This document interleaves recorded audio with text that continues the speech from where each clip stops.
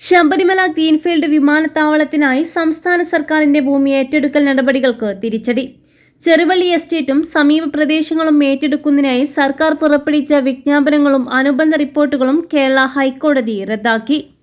വിമാനത്താവളത്തിനായി 2570 acre ഭൂമി ഏറ്റെടുക്കുന്നത് അത്യാവശ്യമാണോ എന്ന് ശാസ്ത്രീയമായി തെളിയിക്കാൻ സർക്കാരിന് സാധിച്ചില്ലെന്ന് നിരീക്ഷിച്ചുകൊണ്ടാണ് കോടതി ഇടപെടൽ. ഭാവി വികസനത്തിനായി ഇത്രയും ഭൂമി വേണമെന്ന് സർക്കാരിന്റെ വാദം കോടതി തള്ളി. അയന ചാരിറ്റബിൾ ട്രസ്റ്റിന്റെ ഹർജിയാണ് കോടതി പരിഗണിച്ചത്.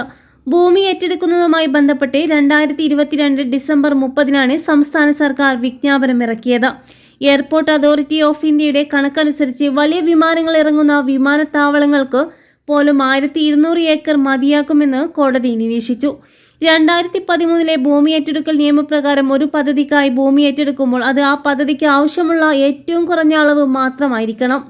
എന്നാൽ ഈ കേസിൽ ഇത്രയധികം ഭൂമി എന്തിനാണ് ഏറ്റെടുക്കുന്നതെന്ന് വ്യക്തമാക്കുന്നതിൽ സോഷ്യൽ ഇമ്പാക്ട് അസസ്മെന്റ് യൂണിറ്റും എക്സ്പെർട്ട് കമ്മിറ്റിയും സർക്കാരും പരാജയപ്പെട്ടെന്നും ഉത്തരവിൽ പറയുന്നു.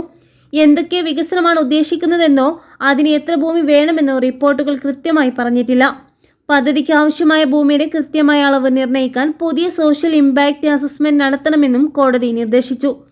പഠന സംഘത്തിൽ വിമാനത്താവളമടക്കം സാങ്കേതിക പദ്ധതികളെക്കുറിച്ച് അറിവുള്ള വിദഗ്ധരെ ഉൾപ്പെടുത്തണമെന്നും കോടതി ഉത്തരവിൽ പറയുന്നു.